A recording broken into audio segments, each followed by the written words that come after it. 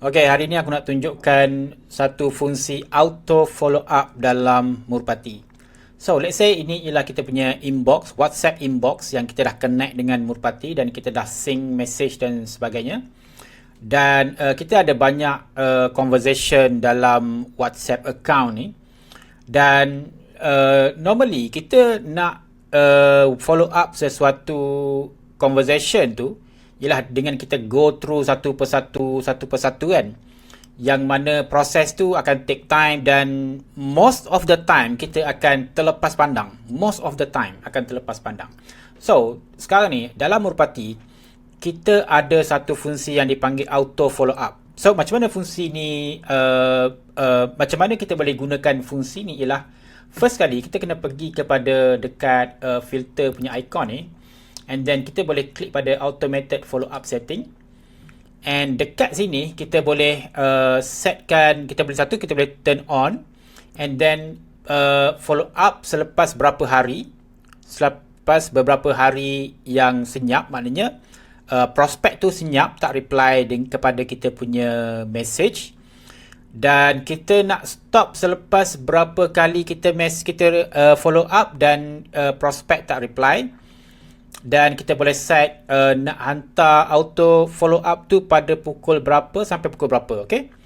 And then kita juga boleh pilih follow up script dalam kita punya template, okay? And then kita save lah. So dia akan running automatically. Dan bila sampai masa yang sepatutnya, dia akan muncul satu butang dekat sini, kita panggil suggested, okay?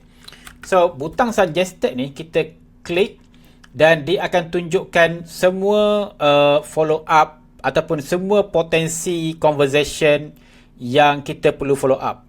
Okay? Dan kalau kita biasanya memang semua conversation yang tak di follow up ni memang approve, kita boleh approve all straight away. Dia akan setting secara organik untuk follow up secara automatic, so kita tak perlu untuk approve satu persatu.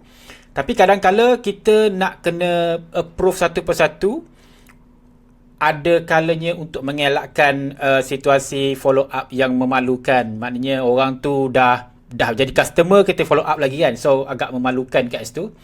So apa yang kita boleh lihat dekat sini ialah dia bagi suggestion menggunakan skrip yang kita dah setkan. Dan kita boleh approve ataupun kita boleh dismiss kalau kita rasa kita tak perlu follow up prospek ni, ataupun kita tak perlu follow up pun conversation ni, ataupun kita boleh review conversation. So kita klik pada mana-mana conversation. So let's say ini actual conversation basically prospek ni tanya ada auto label ke tak. So aku reply belum ada auto label, dan prospek ni lepas tu diam. Okay, so normally kita tak ada buat apa-apa dah lepas tu kan. Tapi dengan auto follow up, kita boleh, let's say aku approve, so dia akan hilang lah daripada follow up ataupun list ni. Tapi dekat sini kita boleh tengok dia dah automatically schedule untuk dihantar pada tarikh bila, pukul berapa, dengan skrip yang dah pun kita setkan, which is skrip ni agak generic. Tapi kalau kita nak edit skrip tersebut, kita boleh klik pada back to suggested. So dia akan bagi balik ke sini, and then kita boleh klik pada edit skrip ni. Kita boleh tuliskan apa-apa yang kita nak, kita boleh edit message dan kita boleh approve lah lepas kita edit message.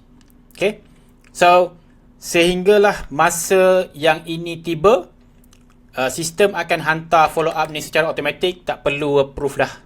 Kita memang dah lepas tangan. Dan itu je yang perlu kita buat. Kita perlu aktifkan, kita perlu approve, and then semua lepas tu Murpati akan handle. So kalau kata kita ada berpuluh automated follow up suggestion ni keluar dan kita approve all, kesemua tu akan dihantar secara automatik bila tiba masa yang telah ditetapkan secara organik, which is dia based on bila last kita hantar message.